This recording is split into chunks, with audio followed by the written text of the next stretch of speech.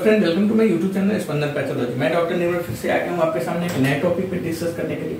आज का जो हमारा टॉपिक है जिसके ऊपर हम डिस्कस करेंगे उस टॉपिक का नाम है कॉजेज ऑफ पेप्टिक अल्सर। जो पेप्टिक अल्सर होता है उसके होने का कारण क्या है, पेप्टिक अल्सर डिजीज जो होता है, पेप्टिक अल्सर रोग जो होता है वो किस वजह से होता है, किस लिए हमारे बॉडी में होता है, उसका क्या क्या कारण है जिसकी वजह से पेप्टिक अल्सर डिजीज जैसा कि आपको हमने बता दिया, अल्सर मतलब ओपन सोर्स मतलब पेट में जो घाव होता है, खुला घाव होता है, वह कैसे होता है, क्यों होता है, इसके ऊपर आज हम लोग डिस्कस करेंगे।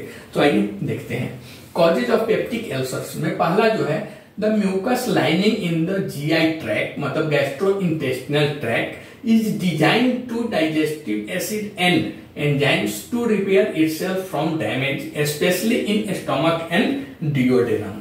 क्या बता रहा है कि जीआई ट्रैक्ट में म्यूकस लेयर जो होता है वह स्पेशली डिजाइंड ऐसा किया रहता है कि उसमें डाइजेस्टिव एसिड एंड एंजाइम का सामना करने के लिए मतलब उसे फाइट करने के लिए और डैमेज से खुद को बचाने के लिए या खुद को ठीक रखने के लिए, ठीक करने के लिए ऑलरेडी वह डिजाइन किया रहता है। यह नेचुरल होता है, यह हर एक आदमी के गैस्ट्रोइंटेस्टिनल ट्रैक्ट में ऐसा होता है। जीआई ट्रैक्ट में मतलब गैस्ट्रोइंटेस्टिनल ट्रैक्ट में mucus layer digestive acid and enzymes का सामना करने और डैमेज से खुद को ठीक करने के लिए ऑलरेडी ये भगवान का नेचुरल है, डिजाइन किया हुआ जाता है या डिजाइन किया हुआ रहता है। विशेष रूप से specially in stomach and duodenum, specially मतलब विशेष रूप से यह पेट और डिओडेनम में तो किया ही रहता है। Next, peptic ulcer disease occurs when something interfere with these natural defences. मतलब जो पेप्टिक अल्सर डिजीज है तब होता है जब कुछ इन नेचुरल डिफेंसेस मतलब प्राकृतिक सुरक्षा से हम खिलवाड़ करते हैं या उसमें कुछ प्रॉब्लम आता है तब। जैसा कि ऑलरेडी आपने देखा कि नेचुरल डिफेंसेस से अगर हम कुछ इसके साथ उल्टा पुल्टा करेंगे तो आ सकता है पेप्टिक अल्सर डिजीज। और जो नेचुरल डिफेंसेस क्या है, तो natural defences already mucus layer इतनी स्ट्रॉन्ग जीआई ट्रैक्ट में डिजाइन किया रहता है बाय बर्थ और ये ऊपर से ये नेचुरल है, हम अलग से नहीं कर सकते हैं, वो गॉड का दिया हुआ है। ऑलरेडी वो ऐसा डिजाइन किया रहता है कि हमें ज्यादा पेट में और डिओडेनम में प्रॉब्लम नहीं होती है। तो वही बोल रहा है peptic ulcer disease occurs when something interfere with natural defences मतलब जो प्राकृतिक सुरक्षा है उसके साथ अगर आप खिलवाड़ करेंगे मतलब वो म्यूकस लाइनिंग वगैरह है उसके साथ अगर हम कुछ छेड़छाड़ करेंगे तो पेप्टिक अल्सर होने का एक चांसेस है। Next, scientists have identified two main causes that account for almost all cases of peptic ulcer disease. Scientist ने जब पता लगाया तो उनको दो मेन कारण पता चला। साइंटिस्टों ने जब रिसर्च किया मतलब वैज्ञानिकों ने जब रिसर्च किया पेप्टिक अल्सर डिजीज के ऊपर तो उनको दो मुख्य कारण, दो मेन कारण पता चला जिसकी वजह से पेप्टिक अल्सर अधिकांशतः केसों में होता है, अधिकांशतः पेशेंटों में होता है। पहला जो कॉजेज है वह है, पहला जो कारण है जिसकी वजह से पेप्टिक अल्सर पेट में घाव होता है वह होता है H pylori infection. H pylori infection एक बैक्टीरिया है। एच पाइलोरी इन्फेक्शन क्या होता है, तो nearly half of the world's population has this common bacterial infection living in their stomach and duodenum. मतलब पूरे वर्ल्ड की जितनी जनसंख्या है उसके आधे लगभग nearly half of the world's population मतलब पूरी वर्ल्ड के पॉपुलेशन के लगभग आधी आबादी को यह सिंपल कॉमन बैक्टीरिया होता है जो एच पाइलोरी के नाम से जाना जाता है और यह रहता है उस पेशेंट्स के या कुछ आधी आबादी के पेट और डिओडेनम में, stomach and duodenum. Next, in most people it does not cause any problem but if it is overgrowth too much upsetting the natural balance of microbes living there it can invoke an inflammatory response. अधिकांशतः लोगों में यह कुछ ज्यादा बड़ा problem नहीं करता है, ज्यादा कुछ इससे ज्यादा प्रॉब्लम बॉडी में नहीं आता है। But if it is overgrowth too much, अगर यह अपनी जरूरत से ज्यादा बढ़ गया, अपनी औकात से ज्यादा हो गया, मतलब कुछ ज्यादा ही जैसे ओवर कॉन्फिडेंस होता है वैसे ओवर ग्रोथ बहुत अधिक अगर यह बढ़ गया बॉडी में तब क्या करता है, यह नेचुरल बैलेंस माइक्रोवेज, हम सभी जानते हैं कि हमारे इंटेस्टाइन में, पेट में जो गुड बैक्टीरिया रहते हैं, जो हमारे इंटेस्टाइन के लिए काफी अच्छे रहते हैं, उसको यह क्या कर देता है, ऑफसेट कर देता है। एच पाइलोरी अगर ओवर ग्रोथ ज्यादा हो गया तो ऑफसेट कर देता है, उसको अच्छा से काम नहीं करने देता है, और it can invoke an inflammatory response, और उसकी वजह से क्या होता है, यह भड़काऊ प्रतिक्रिया उत्पन्न करने के लिए बॉडी में उसको इन्वोक कर देता है।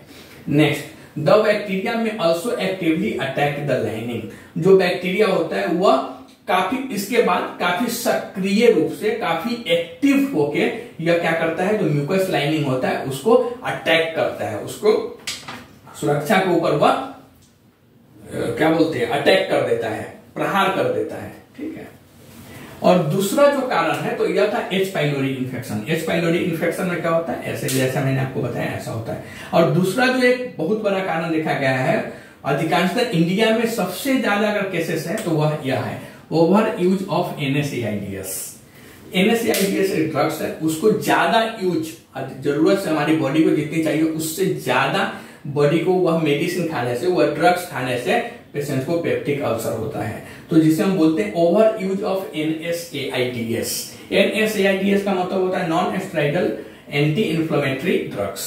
ओके, तो उस overuse of NSAIDs, NSAIDs का मतलब होता है non steroidal anti inflammatory drugs, उसके ज्यादा यूज करने से NSAIDs are commonly over the counter, मतलब OTC जिसे हम बोलते हैं over the counter OTC, pain relievers including aspirin and ibuprofen.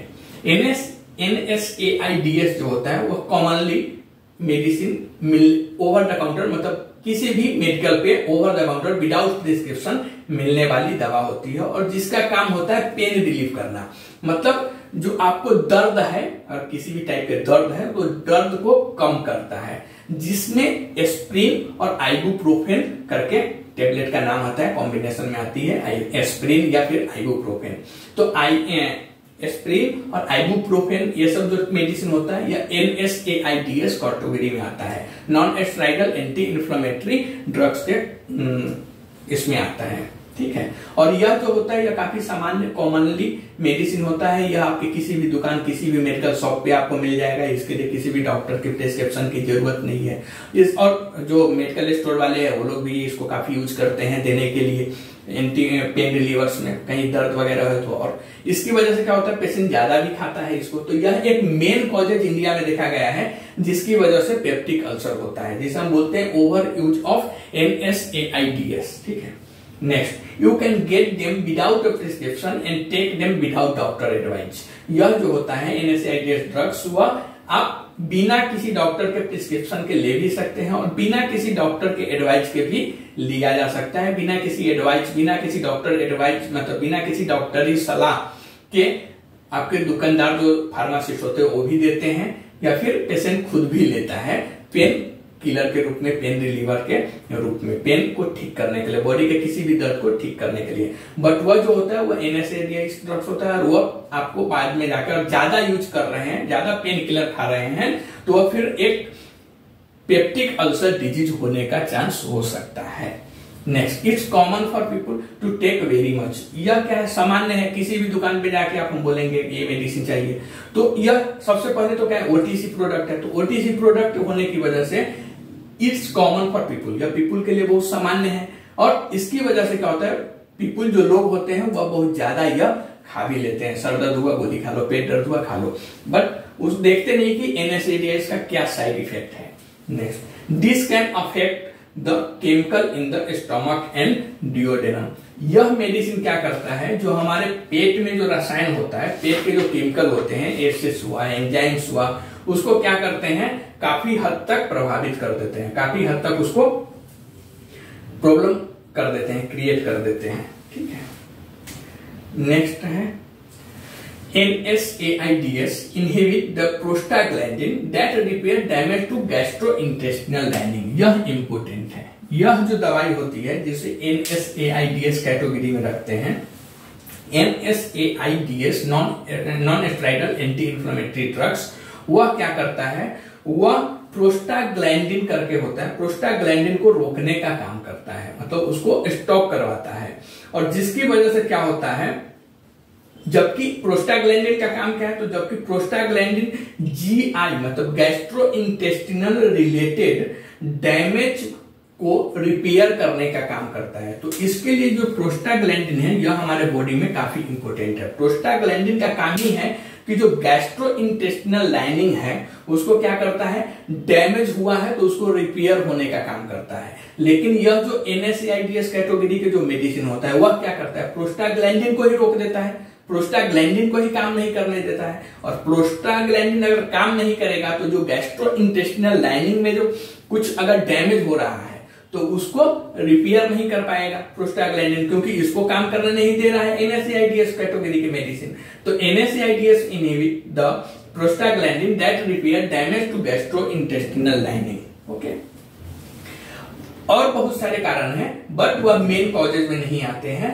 Main यही दो कारण है पेप्टिक अल्सर होने का, H. पाइलोरी इन्फेक्शन और दूसरा है over use of NSAIDs drugs.